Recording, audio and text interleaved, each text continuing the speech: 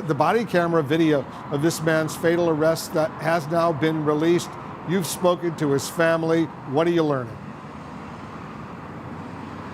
Well, Wolf, we warn you that the video you're about to see is extremely disturbing. But today we sat down with the parents of 40-year-old Javier Ambler, who say more than 15 months after their son died, they're still waiting for the most basic of answers. Body camera of a police officer captured the final moments of Javier Ambler's life, and his parents can't bring themselves to watch. It sounds too similar to the way George Floyd died. So when you saw the George Floyd video, when I saw your son? I saw my son. I saw it. I just told her, I says, that's exactly, most likely what my son went through. Maritza and Javier Ambler sat down with CNN for an extensive interview the day after the horrific video was released that showed the death of their son. The couple is angered that it's taken more than 15 months to learn the most basic details of how their son died. They were stunned that it all happened because Javier Ambler allegedly failed to dim the headlights of his car. It could have been prevented. It could have been avoided if the officers were to just use common judgment. And don't look at my son as just a big black guy that his life doesn't matter.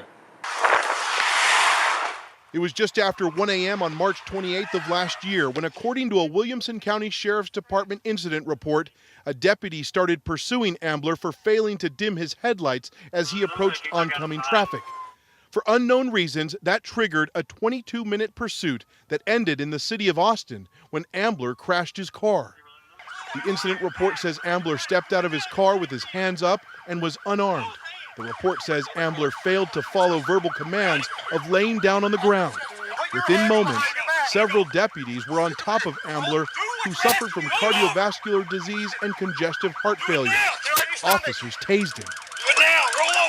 I just want some justice. I want these people to suffer exactly, go to jail, be responsible for what your actions. They use their badge, they use their gun, they use their position to try to overcome people, and it's not right. Ambler's death was ruled a justifiable homicide. The Williamson County Sheriff's Office of Professional Standards determined the deputies acted properly and used reasonable force. Those deputies are still patrolling the streets, according to local prosecutors. Riding alongside the lead sheriff's deputy that night was a film crew with the A&E network show called Live PD. Their cameras were rolling, but prosecutors say they haven't been able to get their hands on it. Maritza Ambler believes the pursuit of her son was entertainment. She hasn't seen the video, but has strong opinions about it. That's exactly what it was. He was just putting on a show to show that he has the power. And he didn't care who got hurt, he didn't care what was the consequence. The sheriff's office is refusing to comment on the case, and CNN has also reached out to A&E and the show's producers, but have not received a response. After Javier Ambler lost consciousness, deputies administered CPR until medics arrived on the scene, but it was too late. Javier Ambler has 2 children. His mother carries her son's ashes in a locket around her neck. His father called him a gentle giant. Previously, he's my father's soul body.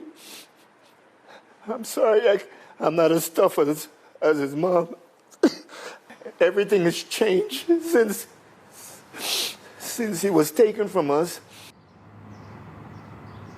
And Wolf, several county commissioners in Williamson County today called for the sheriff, Richard Chody, to resign. The sheriff firing back at them, saying he will not back down, saying any criticism of like that is partisan and cynical in nature. He also responded to allegations from prosecutors here in Austin that are investigating the death of Javier Ambler, who have been saying that the Williamson County Sheriff's Department has stymied this investigation by not providing crucial video evidence. The sheriff in Williamson County says that is false and that they are ready and willing to participate in this investigation. Wolf?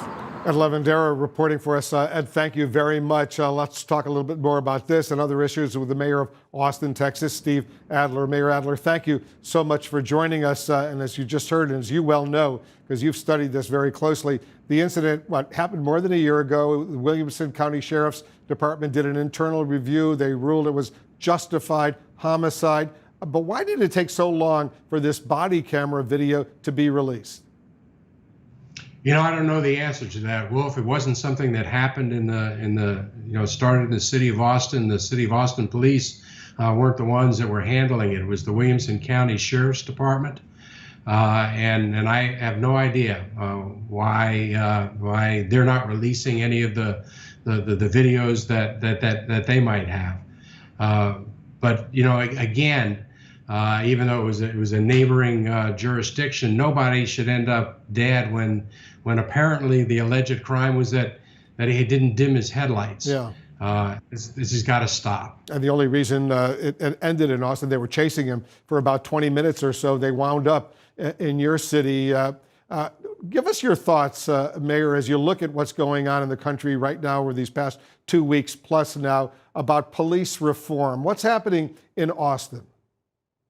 Well, our city council today unanimously offered some resolutions we're going to pass on Thursday to reimagine policing.